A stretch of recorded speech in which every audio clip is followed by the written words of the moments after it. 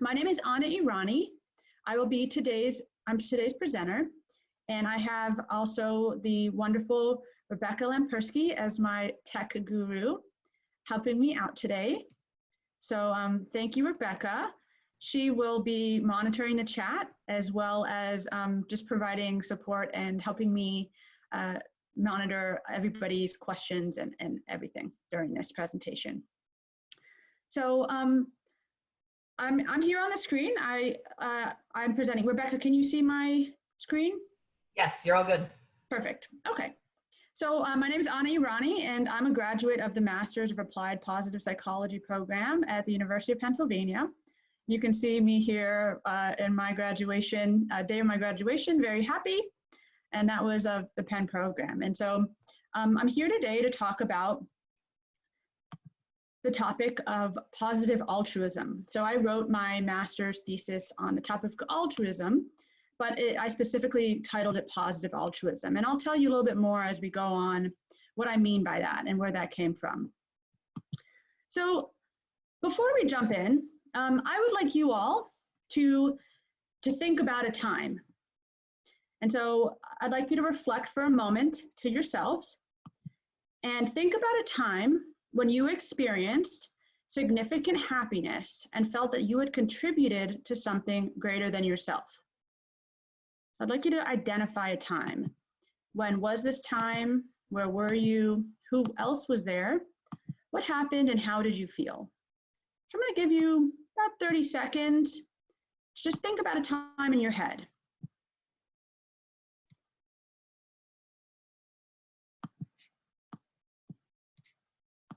Again, so a time where you experienced significant happiness and felt that you contributed to something greater than yourself.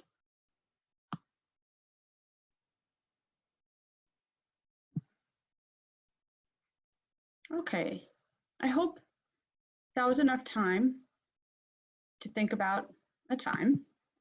And now I'd like you to, using the raised hand, which is a feature that we have here in Zoom, I'd like you to virtually raise your hand if this time that you thought of, that you chose, involved giving, helping, or improving the welfare of another person or people.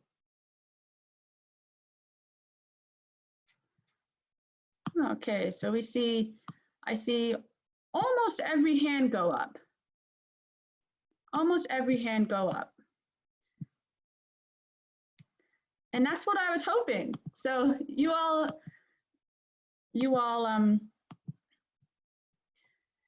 thought about a time. And so, so this is the topic of altruism. So what you all are identifying is that this time where you significantly felt happy and then you contributed to something greater than yourself. This was a time where you were helping another person. And so I know a lot of times that society talks about how happiness is about what you can get and how it's about that dream job and certain materials. It can be about that. Not always, but it can be. But I'm here to talk about how happiness is also about what you can give. And so here's a quote by Swami Chinmayandana, and it says that happiness depends on what you can give, not on what you can get. And so I was really curious about the topic of altruism and about the topic of giving. And I was also interested in learning about its connection to well-being and what motivated people to give. And so I'm going to be talking about that today.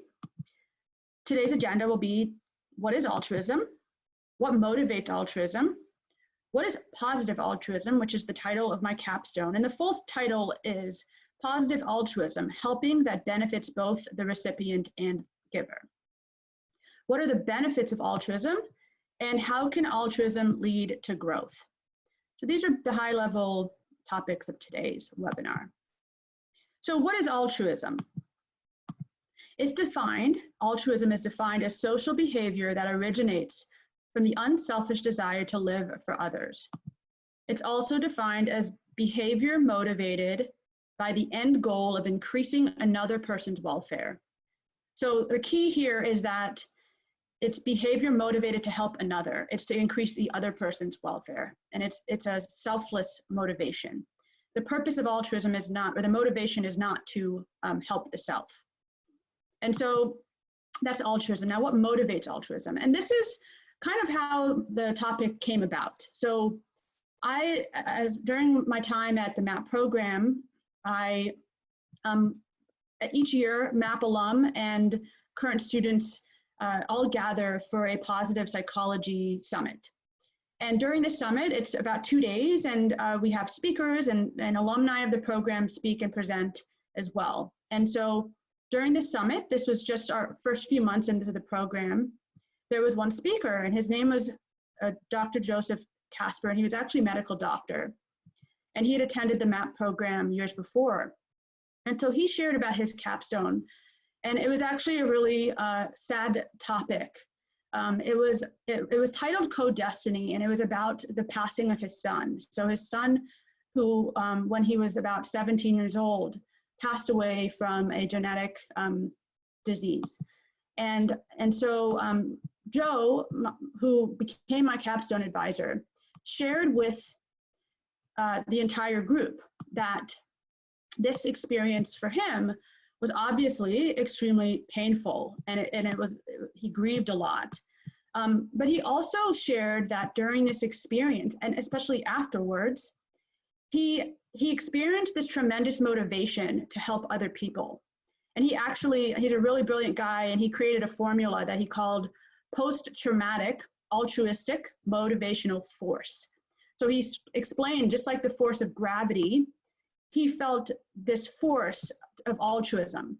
He felt so motivated to help others, and particularly the families of others who were also experiencing what he and his family had gone through. And so I was really touched by this. I mean, I think the whole room was sobbing during his presentation, but I was really moved because I was extremely curious to learn why and what motivated him, because I think it seemed counterintuitive to some way, because during trauma and when we experience loss like that, it's difficult. It can feel difficult to want to give. It can feel hard to want to help others. It doesn't seem like a natural fit because you've just lost. So why would you be motivated to give? So I was really curious about what motivated that. I also saw that as to be in some ways the best of humanity. I mean, when people are motivated in that way, I'm really touched and moved. And so I wanted to learn about that. And he actually asked the group. He said, if anyone's curious on working with me, I really want to know more about this motivation, like what created this motivation in me and others. And so that's what I wanted to study about as well for my master's capstone. And so I learned through my research that what motivates people to be altruistic is empathy. And so empathy is what creates that motivation. And so what empathy is defined here as an other-focused emotional response that's congruent with and provoked by the perceived welfare of another person. So empathy, when we say here, it's an emotional response, it's a feeling that you experience, and it's congruent with the other person. That means that if that person's experienced a negative feeling, you experience a negative feeling. It doesn't necessarily have to be exactly the same feeling, but it's congruent in the sense that it's negative and that person's is negative, or positive and the other person's is positive. And it's provoked by the perceived welfare of that other person. So this is what I found to be the motivator of altruistic behavior.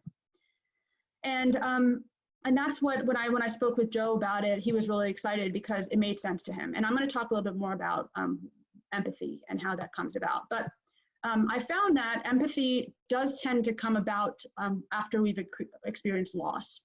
Now, I think some people are naturally, their empathy expands more widely to either more groups or larger humanity. But in general, humans have a bias where they tend to feel empathy for people who are more like them, or they tend to feel empathy for people who they resonate with and who they see similar to themselves. And so And so by a lot of times when we experience a loss or a trauma or some kind of grief, we are then, those who experience that kind of grief, we are able to then empathize with them. We understand more about what they're going through, and are able to then in some ways more motivated to help. So a little bit more about this empathy altruism connection. So this is a hypothesis. And so that this hypothesis states that empathic emotion generates altruistic motivation to help the person for whom we feel empathy. And this hypothesis does not deny the benefits we often receive as a result of helping. It just states that these benefits are unintended consequences. So again, altruism, as I said earlier, it's about the other person. It is not to benefit the self. It's really to only benefit the other. But we can unintentionally experience positive consequences ourselves. So that's where positive altruism it comes in. So I define positive altruism. This is a coin that I termed for my capstone as altruistic behavior that improves the welfare of both the giver and the receiver. So for example, Joe mentioned that by helping others after the loss of his son, he benefited from that, and he felt better. He felt that he, the purpose of his capstone, or the title of his capstone, was Co-Destiny, and he felt that he was expanding the life of his son by creating good in his name. And so to him, that was, in some ways, that was very meaningful and healing. Also, just for myself, to share an example, this is one that when I'm asked, when I've been asked to think about times that have been given me happiness and have, where I've contributed to something greater than myself, I usually think about times that I've been altruistic. That's the common thread. And I have an example. So when I was in middle school, and this was a long time ago, but I was bullied a lot, and I experienced a lot of grief from that, from kids at school, and I felt very lonely, and it was really a tough time. And I didn't really see it positively, and I mean, there's still aspects of it I don't see as positive, and if I could change it, I would, but you can't. I can't. But years after, when I was in high school, I'll always remember this, where because I was bullied a lot, I had a lot of empathy for other kids who were bullied, or other kids who were just lonely in school and didn't have a lot of friends.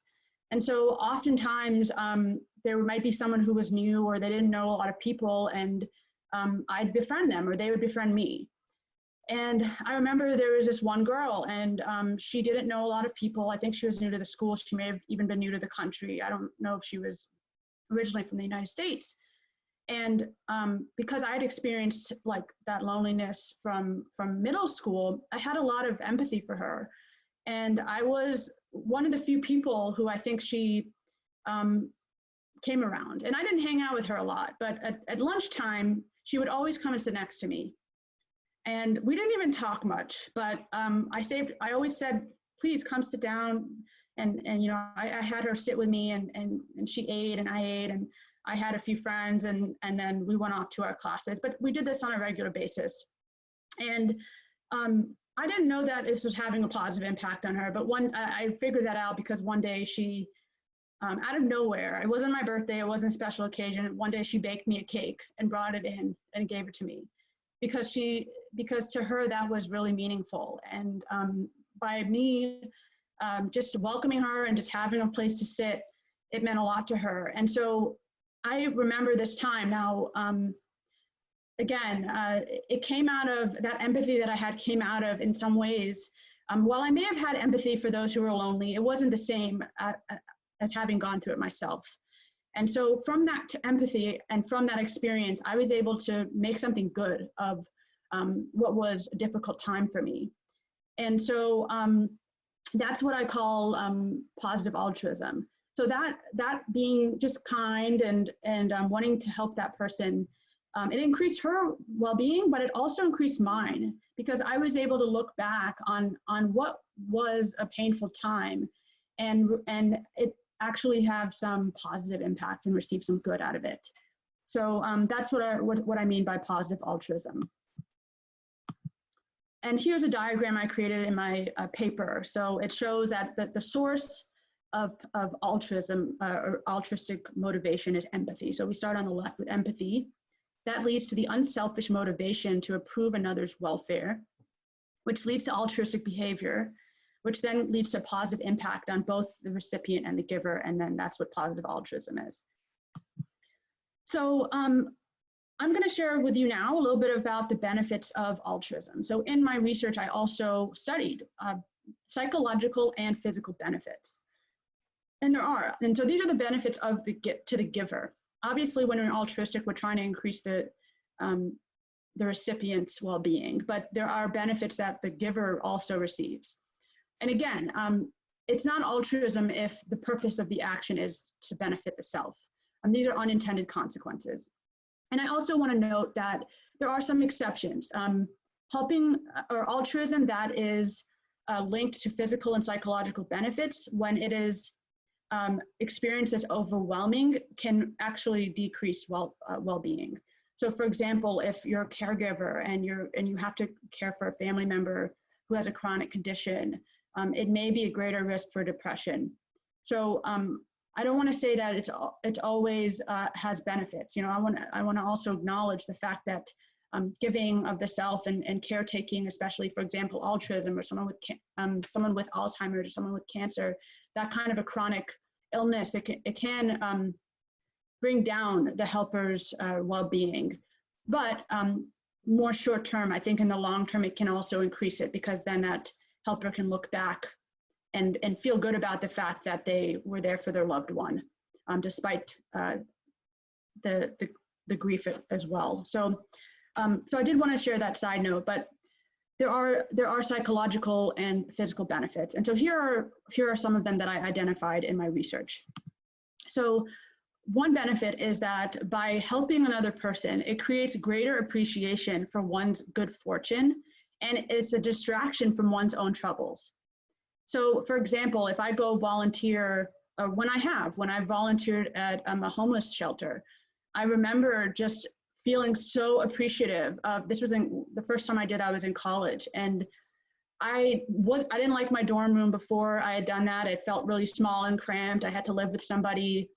I wasn't crazy about the cafeteria food, but when I went to volunteer at this homeless shelter, I felt so much appreciation for those things that I'd taken for granted. It made me realize my good fortune, and it distracted me from, and made me reset and realize that, you know, at least I have a place to live, and I have safety, and I have food. And so it made me feel good about what I had, when I wasn't at the time, I guess, loving those aspects of college life. It can also improve mood and positive affect. So one example is that what I just kind of shared is about gratitude. It can help you feel more grateful, which increases happiness. Altruism can also increase your perceptions of your own competence and your own self-efficacy. So for example, if you're giving knowledge, or you're giving through a skill or an ability, you then just you may feel more confident in yourself. You may feel more good about your ability to accomplish what you want. It can also lead to increased social integration and community.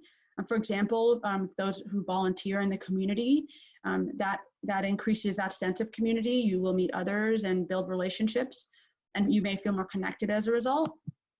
And it can enhance meaning in life. So these are some of the psychological benefits of altruism. For example, enhancing meaning is my example with being bullied, and how by me using that as a way to help another person, it enhanced meaning in that area, which was at first solely a negative event. There's also physical benefits. They found, and this is in my paper as well, that with research on volunteering, that it improved physical health and well-being and lowered risk of major illness and death. So those who volunteered, actually, compared to those who didn't, they found that these individuals had better physical health as well. So these are some of the benefits. Now, I want to show you a video, and this is a bit of a risk, because I know showing a video over a webinar, it may not always come out. So I'm going to show you this video. If any of you are having issues with seeing it, I'd like you to share that in the chat, because if it's skipping or you're not getting anything out of it, it's about 3.5 minutes, then it's not going to be a good use of your time. So do let me know. But this video is a BBC video that I just came across one day, actually when I was writing my capstone, and it was really connected. And so I wanted to share this with you, and it reiterates what I was just talking about in terms of some of the benefits of altruism, and how, like with my advisor who experienced that drive to be altruistic after he had a significant loss or trauma. So I want to share with you before the video just an idiom that they use that I had not heard of. So they say this a couple of times. They say the phrase, take the mick. And actually the man in the video says it right off within the first 5 seconds. And so in case you weren't familiar with this idiom, take the mick out of something or someone is to tease someone, to mock someone, to ridicule someone or something. It's also just to joke around or kid. So it can be a playful teasing, and it's primarily heard in the UK. So I wanted you to know what that meant. So I'm going to now switch over to the video. And again, let me know if you have any troubles with seeing it. So please do turn on your volume so that you can hear it. What do people think is wrong with you when they first meet you? At first, I think I'm taking the mic, but I'm taking the mic.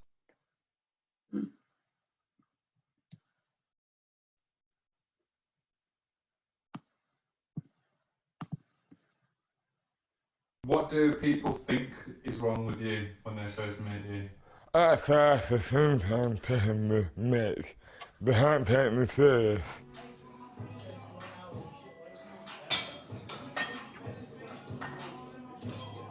One day, I went to bed, perfectly fine.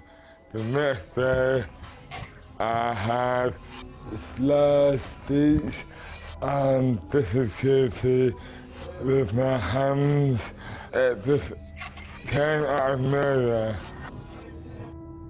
At that age, after I was in situ, I thought nothing would happen to me, especially having a disability.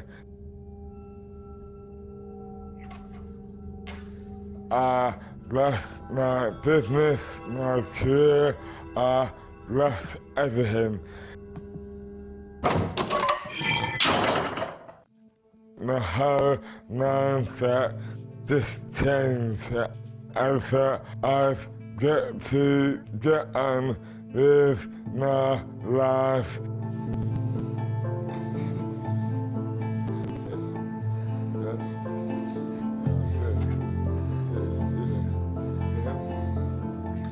So I learned to use my knowledge to help every hero who needs it most.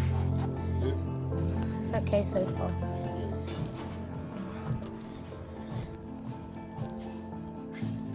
There is no chance I compete in the same that we're going through, because I've been there. It's not easy. It's really helped me a lot, knowing that he kind of knows where I'm coming from. He had a look at me, adapted everything, and just showed me really that I can actually use everything in the gym. There isn't anything that I can't do. For him, good. Knowing I'm seeing James on a Thursday gets me up in the morning. He's built my confidence up. He's just made me fitter and stronger. So having him around is great. He's just the best. He's just the best guy you could ever meet. To that's it. To see the change in her physically and mostly mentally, to see that change, it meant everything. You're getting tired now, Yeah. Apart from when you take the mick out of me. What's that, Pamela? I'm joking. If I never ever get cared as the same, I don't really care. It made me into the thoughtful person with the biggest heart. It is a transition, but it's turned me into the good person I am today.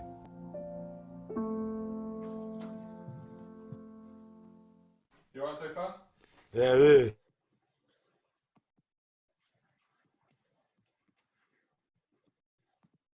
All right, I hope you all were able to see the video.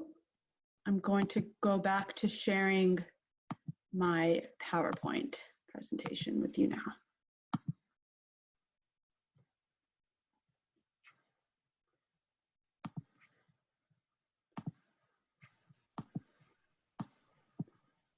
That's perfect.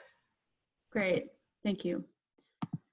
So I would like you all to consider these questions after watching the video. First, at the beginning of the video, James said that he felt that he had lost everything. Was James able to bounce back? What motivated James to become a personal trainer for people with disabilities? How did James benefit from helping others? And do you see a connection between altruism and growth? And if so, what is it? So right now I have everyone is muted, but if there's anyone who wants to share some of their reactions and thoughts to the video and some of these questions, I welcome that now. If you'd like to do that, just type in the chat or raise your hand and I can unmute you. And if not, just consider these questions.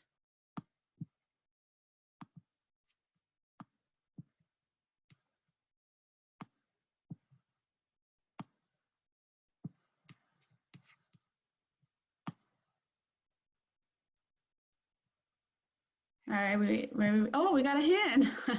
Okay, Saya, I'm going to unmute you. Hi, Hi. Anna. Hi. How are you doing? Hi, good, thanks for joining. Yeah, thank you so much for this presentation. This has been really interesting to learn about. Yeah, thank you. So just, yeah, looking at this video, I definitely, to answer the last question there, I definitely see a strong connection between altruism and growth. I think especially in the video, we see James has a very shocking, difficult experience, and he obviously lost a lot of things just beyond the physical implications for him. And so I think for him to be able to accept what had happened to him and then turn that around and try to find some positivity from it by helping others, that definitely showed a lot of growth to me. Yeah, thank you. Thanks for sharing. Yeah, that's great.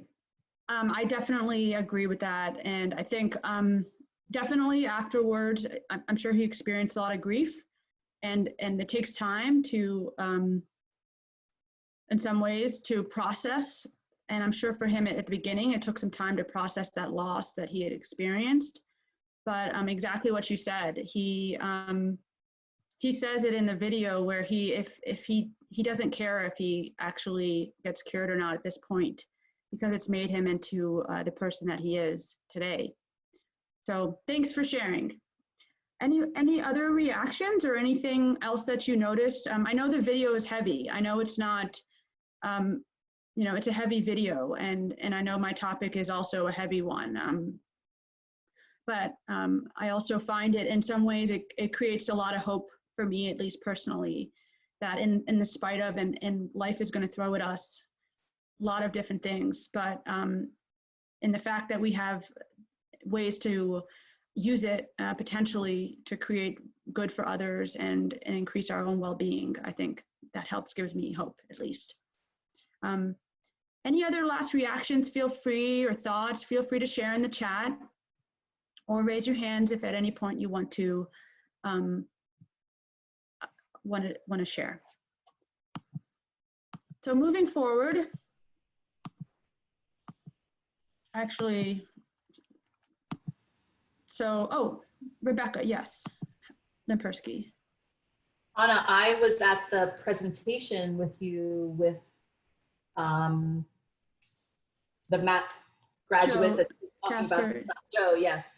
And what really stuck with me, because I was really touched by his presentation as well, was how he talked about that he was so called to give back. And the challenge with that is obviously it would bring back memories of his pain, which would feel tough to do. But if he didn't give back and stay close to people that were going through the same thing he was, then he also felt like he was losing part of his son. And so it was like this push and pull between helping, and it took him a while to figure out that he had to stick with the helping. It was really the helping and the altruism that was the best place to be, because your first inclination could be, wow, this is really tough to help people that are really going through a hard time. Maybe like that empathy is a really tough thing sometimes too. Yeah. Oh, that's such a great point. You touched on so many important points. I mean, first of all, you're right. And he did ask for someone to learn about that motivation, because exactly what you're saying, he felt that with time, that motivation started to lessen a little bit, the further and further he got from the experience. And so he wanted to keep that motivation alive, because exactly what you're saying. And then with empathy, empathy is a beautiful emotion, but it can also cause emotional, it can be draining emotionally as well. And so empathy does have its downsides, and empathy can also be biased. And so in these experiences that we're showing, I mean, when I mentioned my capstone advisor, Joe, James, who is in this video, they have gone through these experiences themselves. So it's very personal and close to them. And so they have a lot of empathy in those areas, but those who don't associate with a certain group of people or certain experiences, they may not feel that empathy. And so while they may not have in some ways feel emotionally drained from it, they also don't necessarily feel altruistic either. And so that's a great point, Rebecca. Thank you for sharing that. And so just to go back to wrap up this video, just a few key points that you heard, but just to reiterate that, so James's mindset changed after this event, and he wanted to use his knowledge to help others who needed it most. So this was what motivated him. A lot of times when we go through a loss or a trauma, yes, there's an initial period at the beginning, and it's a cycle. I mean, it may come up over and over again, but there's grief and we don't know what to do. We don't have the resources yet. We don't have the knowledge yet. It's a new experience. But with time, we start to develop them. We start to accumulate resources. We accumulate knowledge.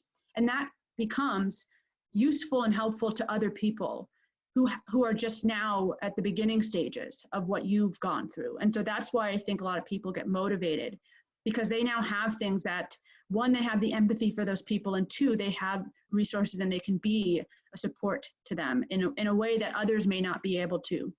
So James became a personal trainer and coach to help others with disabilities.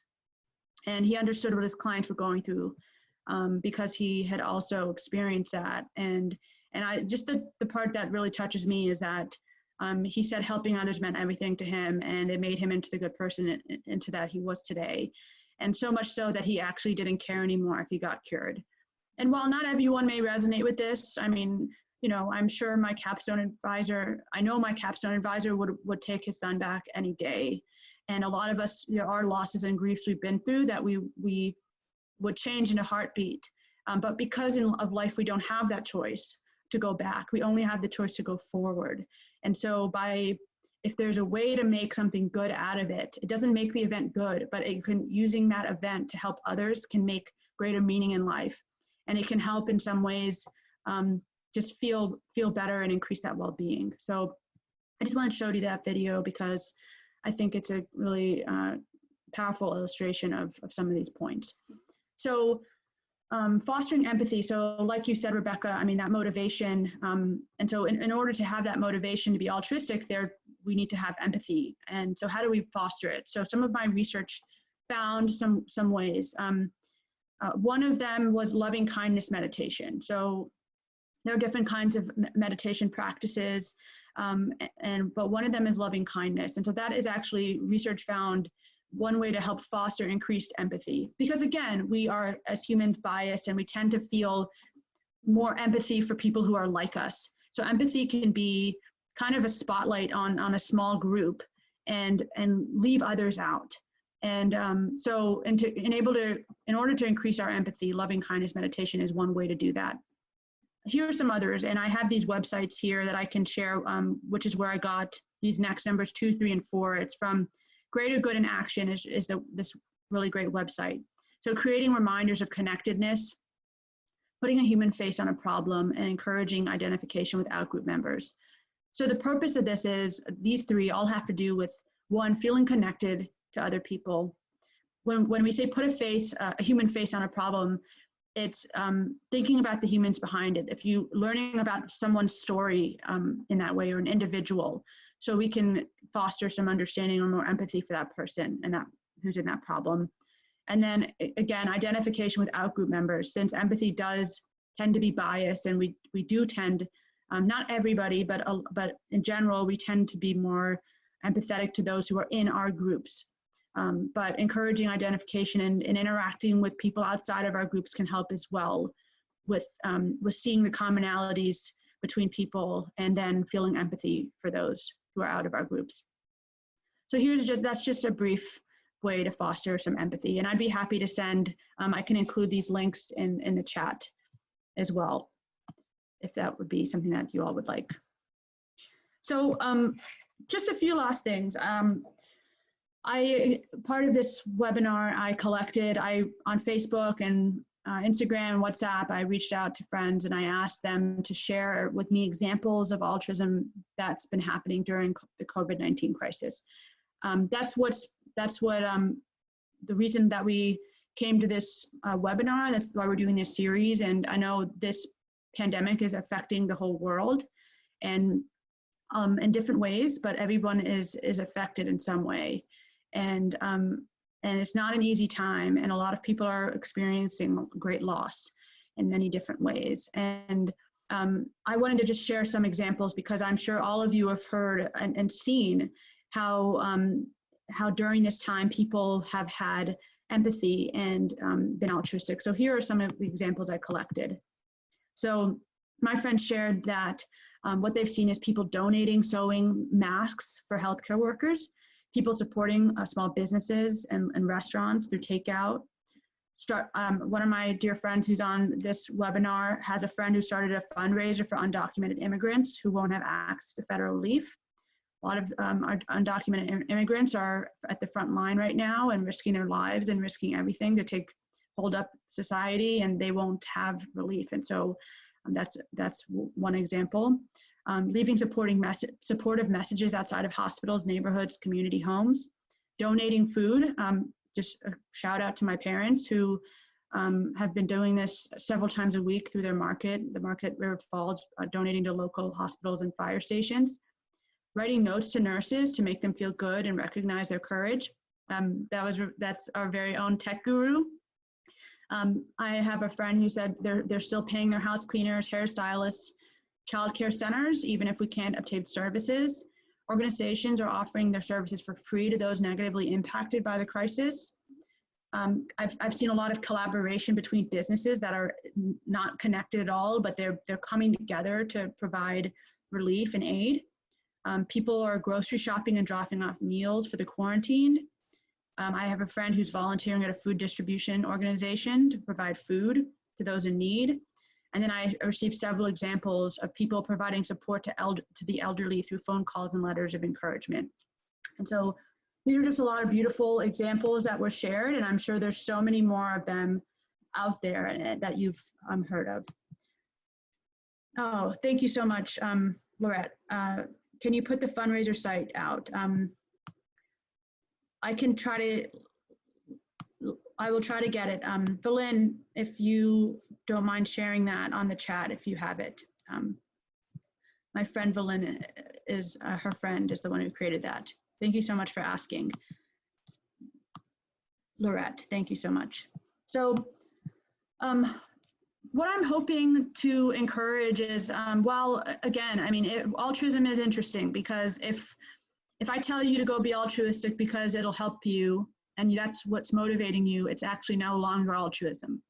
So altruism does have to be motivated by the unselfish desire to help others.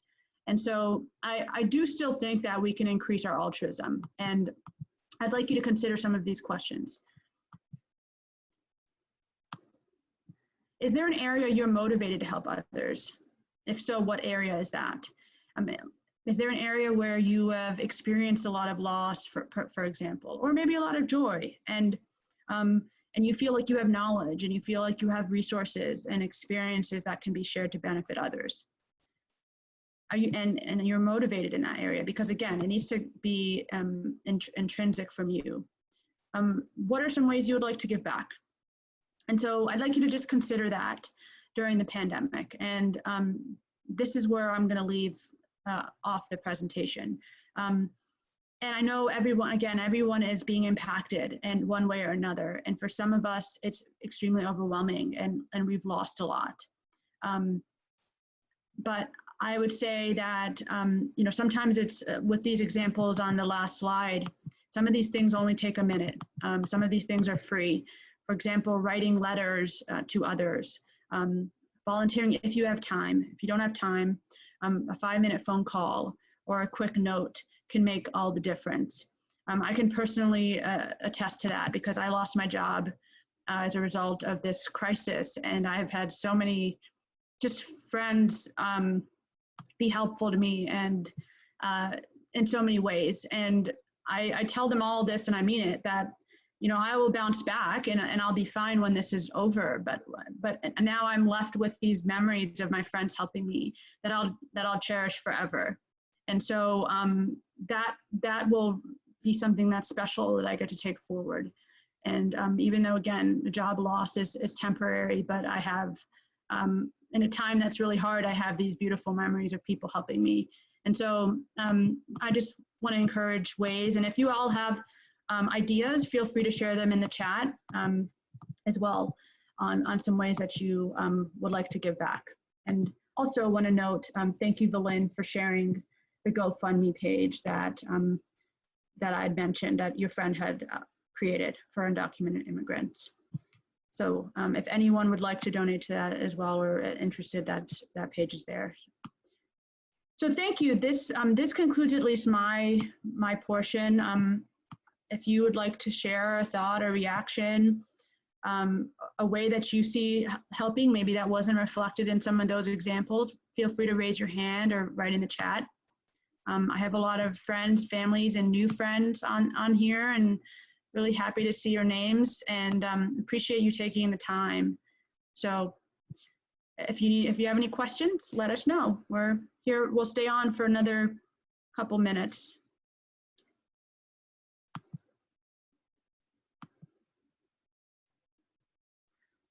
Okay, Belen. Hi, Belen. Hi, thank you so much. This has been wonderful. I wanted to make a comment after the video, but I was still crying, so I couldn't. No. But I wanted to say, as I was listening to your presentation and the wonderful comments from everybody, that suffering is one of those things that it's so sad that we have to go through it as humans. But exactly as you said, we don't necessarily have a choice sometimes as to whether or not we will experience pain in life, right? But the ability to take that suffering and to find meaning in it and to use it as a reason to give back to others, I think really just exponentially increases your humanity, right? It makes you so much of a better person, just as the trainer was saying in the video. So I really appreciate you taking the time to break down, you know, the theory and the education behind all of this. And I hope that we all find ways to give back and to use this suffering to help others and find meaning in it. Thank you. Thank you, Belen. Thank you. Yeah, I've cried a lot of times to that video, so I understand. And thanks for pointing that out. Yeah, we don't have a choice a lot of time about what happens to us, but we do have some choices in our response. So Exactly. thank you so much for Thank you. attending and for sharing that that idea with your friend. Okay. Yeah, well, does anyone else have any questions?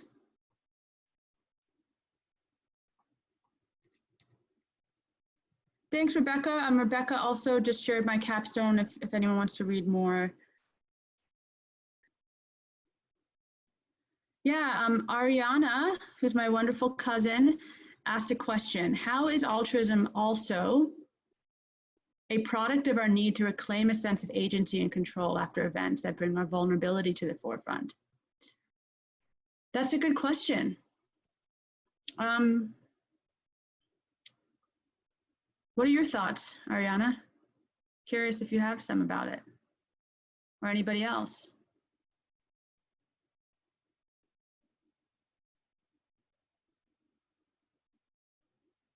Anna, it's Rebecca again. Ironically, last night, Anna was my tech guru and we talked about mattering. Mm-hmm. Oh, yeah. And one of the things that came up last night was that if you're feeling a lack of mattering, control is one of the ways that you can feel that you matter, because mattering is about feeling valued and also adding value. And so even just a tiny goal, and I think in this case, like an altruistic goal of helping someone and then reaching that goal could maybe make you feel like you're using a little bit of control to get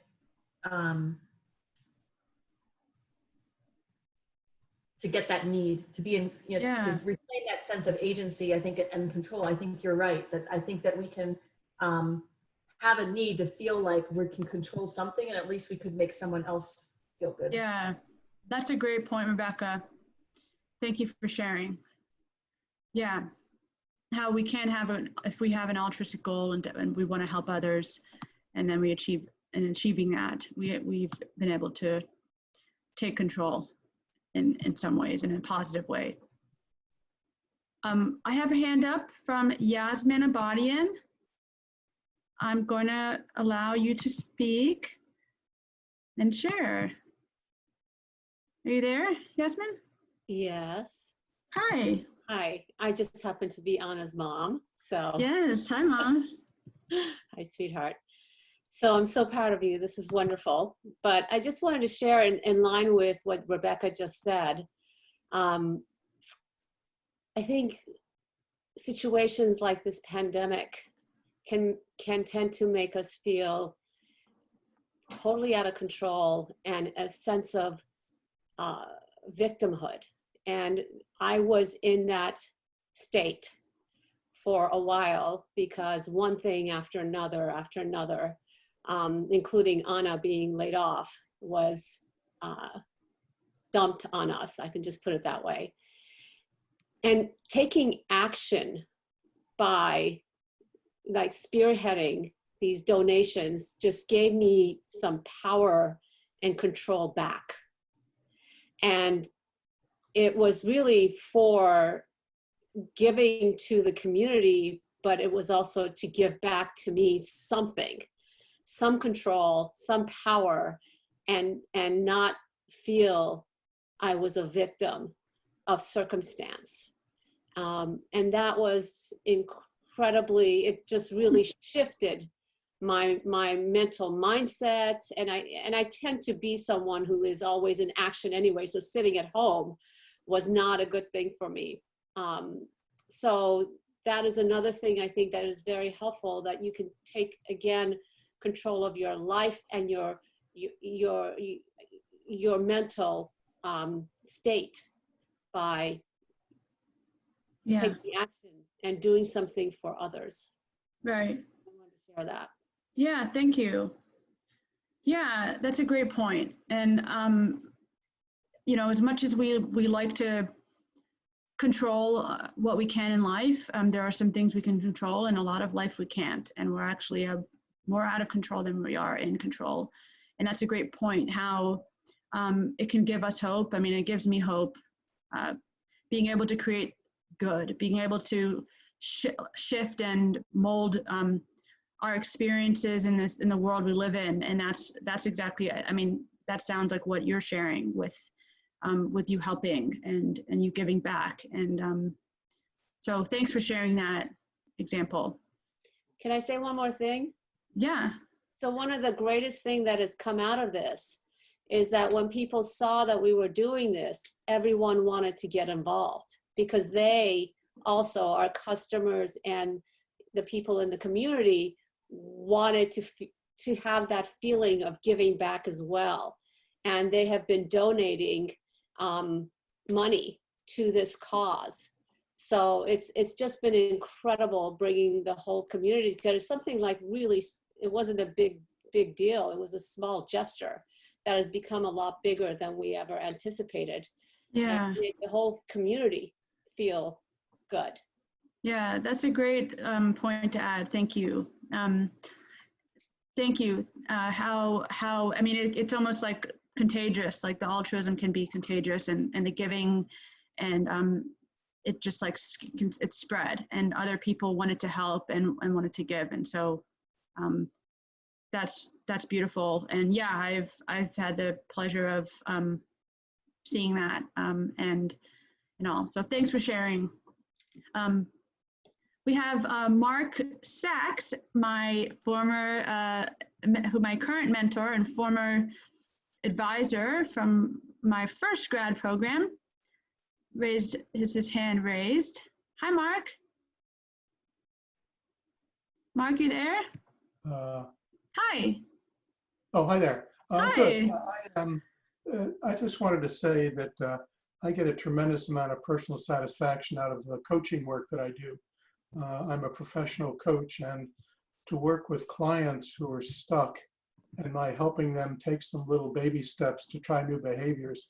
When I get off those calls and I hear that they've tried those steps and they've been successful, it just gives me a tremendous amount of satisfaction, and just it keeps my day bright.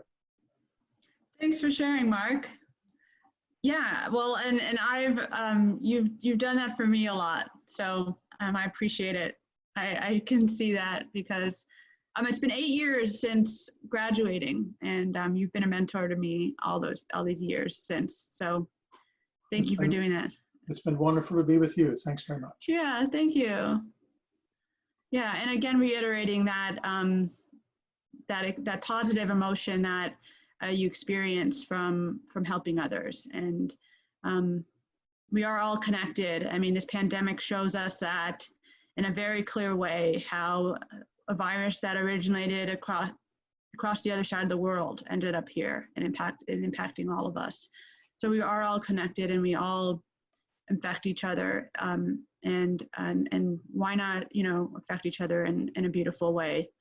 Thank you, Rebecca, my tech guru, for your support. And thank you everyone for attending and for sharing your thoughts and your comments. I hope that you walk away with an insight or an inspiration or just something positive as a result of this. Thank you, everyone.